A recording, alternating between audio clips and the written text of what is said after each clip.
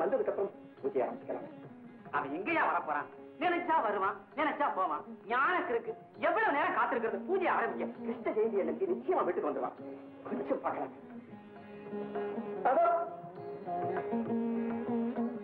அவன் எத்தனை மணிக்கு வர்றது, இவரு எத்தனை மணிக்கு பூஜை ஆரம்பிக்கிறது? நடுராத்திரி ஆயிடும் போல இருக்க. அவனை காணோம். பூஜை ஆரம்பிக்கலாம். ஆரம்பிக்க பூஜை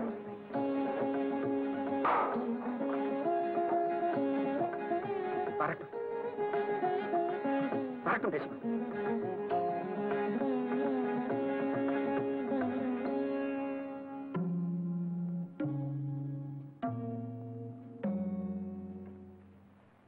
தாத்தா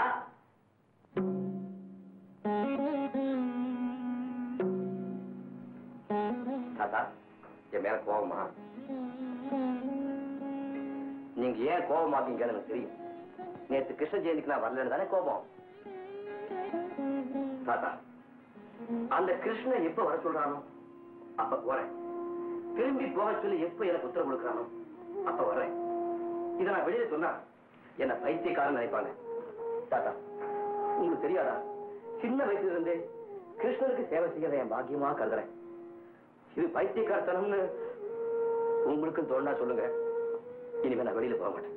இல்ல கோபால், இல்ல.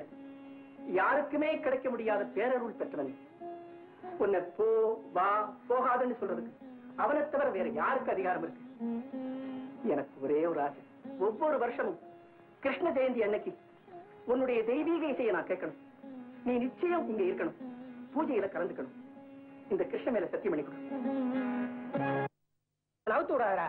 யாராவது அவனை அவுத்து விட்டா அறிவாளால வெட்டு வேணும். அதோ அறிவாளை குத்தி வச்சு போயிருக்காம முருகன் ஜாக்கிரதை. என்னடா அக்கிரமா? யாரா அவனை கட்டி போட்டது? அது வந்து வண்டிக்கார முருகன் தாங்க. ஏன்? ஐயோ, முதல்ல அவுத்து விடுங்க. அவுத்து விடுற அவனை.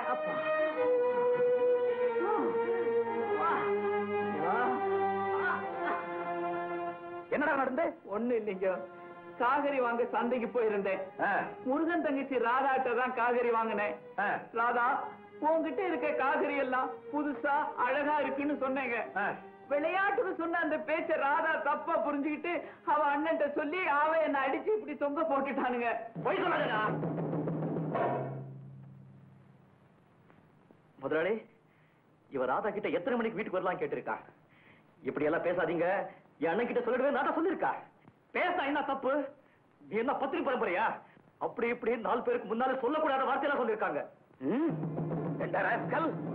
வெட்டி தொங்க விடாம கட்டி தொங்க விட்டான் பாரு, அதுக்கு நீ சந்தோஷப்படணும்.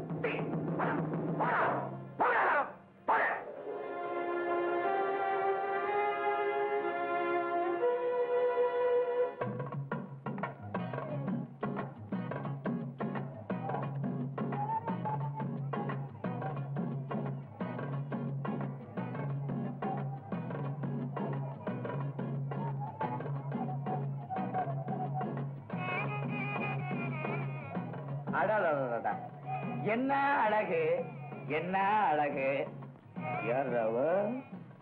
அதுங்களா அலங்காரவல்லி மக ராதாங்க. ஓஹோ, அடையவே முடியாத பொருளோன்னு நினைச்சேன். போட்டியா? போட்டங்க.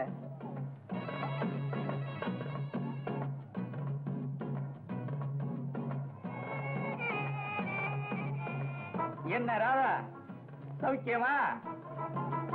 ஒரு 1/2 கிலோ தக்காளி போட.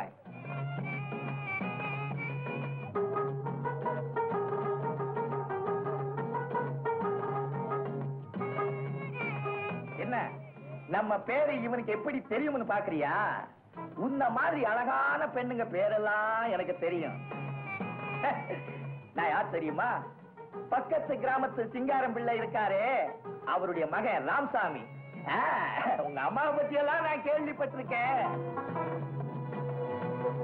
அந்த காலத்துல அலங்கார வல்லின்னா ரம்பு ஊர்வசின்னு ஊரெல்லாம் பேசிக்குவாங்க. யோ, தக்காளிக்கு 1 ரூபாய். இந்த சென்றியா குடியா? சும்மா வச்சுக்க. வீடு எங்க இருக்கு? பொழுது சாயா வரேன். யோ, மரியாதையா பேசு. அதெல்லாம் அந்த காலம். எந்த காலத்திலையும் அதுக்கு மட்டும் தனி மவுசுண்டு ராதா. போயா, மூச்சு முகையை பாரு. எவ்வளவு நேரம் தான் பொறுத்துக்கிட்டு இருக்கிறது? இன்னொரு வார்த்தை பேசணும் மானம் கெட்டு போகும்.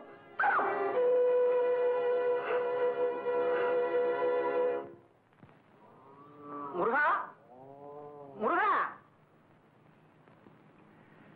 வாங்க மாமா. என்னடா தம்பி, நீ வாங்க மாமான்னு சொல்ற முறைய பார்த்தா பொங்க மாமான்னு சொல்ற மாதிரி இருக்குது. நீ எங்களெல்லாம் கேவலமா பேசி சண்டை போட்டுக்கிட்டு வந்தாலும் மனசு கேட்கல. அதான்டா தம்பி பார்த்துட்டு போலாம்னு வந்தேன்.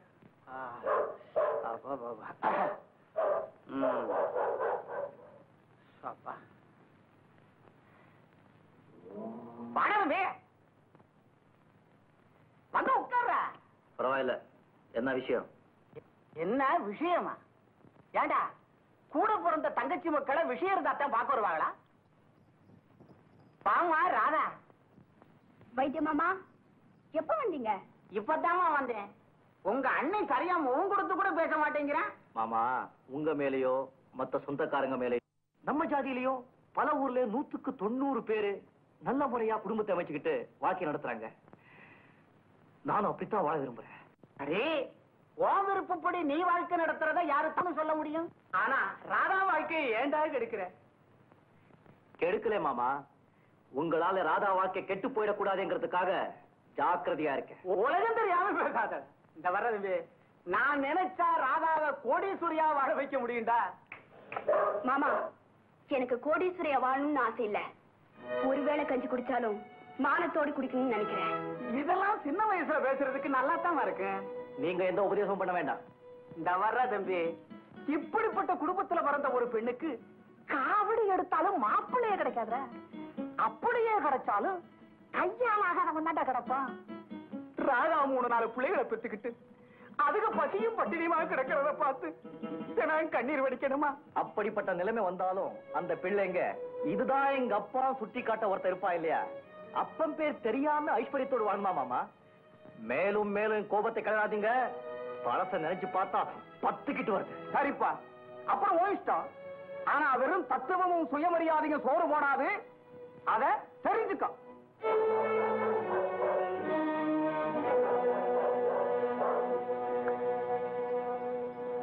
இந்த சனிங்களை விட்டு நாம வந்தாலும் இதுங்க நம்மள விடாது கொண்டிருக்க. நீ இவ்வளவு அழகா இருக்க விடுவாங்களா? மானத்தை வித்தவங்களுக்கு அந்த மானம் எவ்வளவு உயர்ந்ததுன்னு தெரியாது ராதா. மானத்துக்காக போராட நம்மளை பார்த்தா அவங்களுக்கு பைத்தியக்காரத்தனமா தான் இருக்கும். ஏன்னா நாம இந்த ஊரை விட்டு போயிட்டா என்ன? இல்ல ராதா, இவங்களுக்கு முன்னாலேயே நம்ம வாழ்ந்து காட்டணும்.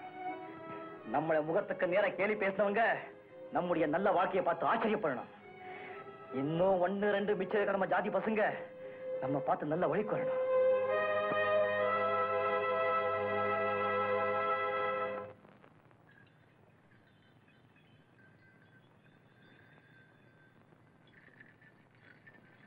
லட்சுமி, லட்சுமி, இத வந்துட்டேன்ப்பா. என்னம்மா காலேஜுக்கு ரெடியா இல்லையா? நான் அப்பவே ரெடி ஆயிட்டேன்ப்பா. முருகா வரலையான்னு காத்துட்டு இருந்தேன். ரொம்ப நல்லா இருக்கு. அவன் எவ்வளவு நேரமா வண்டி வச்சுட்டு ரெடியா காத்துக்கிட்டு இருக்கான். ஒரு குரல் கொடுத்தா என்னவா?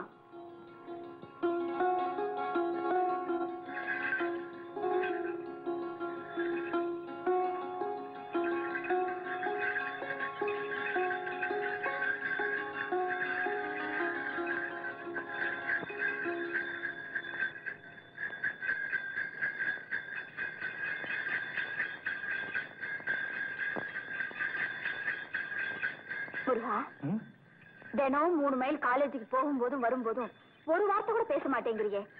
போர் அடிக்குது. ஏதாவது பேச. என்ன பேசுறது? ஊர் கதை, பக்கத்து வீட்டு கதை, எதையாவது சொல்ல. அது எனக்கு பிடிக்காது. உனக்கு எதுதான் பிடிக்கும்?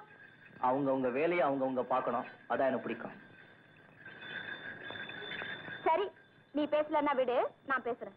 ஒரு விதத்துல உன்னை எனக்கு பிடிச்சிருக்கு, ஒரு விதத்துல பிடிக்கல. என்னவோ எந்த விதத்துல பிடிச்சிருக்கு, எந்த விதத்துல பிடிக்கலன்னு கேள. சொல்லுங்க. தவறான ஒரு குடும்பத்துல பிறந்தாலும் சரியான வாழ்க்கை அமைச்சுக்கணுங்கிறதுக்காக உன் ஜாதி சனத்தையே எதிர்த்துக்கிட்டு தனியா வஞ்சல் போடுறியே, அந்த ரோஷம் எனக்கு பிடிச்சிருக்கு. ஆனா என்ன பேசினாலும் எதுக்கும் மனம் விட்டு பேசாம மௌனம் சாதிக்கிறியே, அது பிடிக்கல. பழக்கம். ஆமா, சாயங்காலம் காலேஜ் விட்டு நான் வர்ற வரைக்கும் நீ என்ன செய்வே? வண்டியிலேயே உட்கார்ந்துருப்பியா? சும்மா உட்காந்துருக்க மாட்டேன், புத்தகம் படிப்பேன். என்ன புத்தகம்? ஏதாவது காதல் கதைகளா? திருக்குறள். புத்தகம் எல்லாம் படிக்கிற நீ ஏன் என்கிட்ட சரளமா பேச மாட்டேங்கிற? யார் யார்கிட்ட என்னென்ன பேசலாம்னு ஒரு அளவு இருக்கு. பேசுறது கூடவா? ஆமா, எல்லாத்துக்குமே ஆதாரம் பேச்சு தானே. பேச்சு வளர்ந்தா நட்பு வளரும், அந்யோன்யம் அதிகமாகும், வம்பு வேலையாகும். இல்ல முருகா, வார்த்தைகளுக்கும் வெட்டி அரட்டைக்கும் இல்லாத பலம் பார்வைக்கு உண்டு.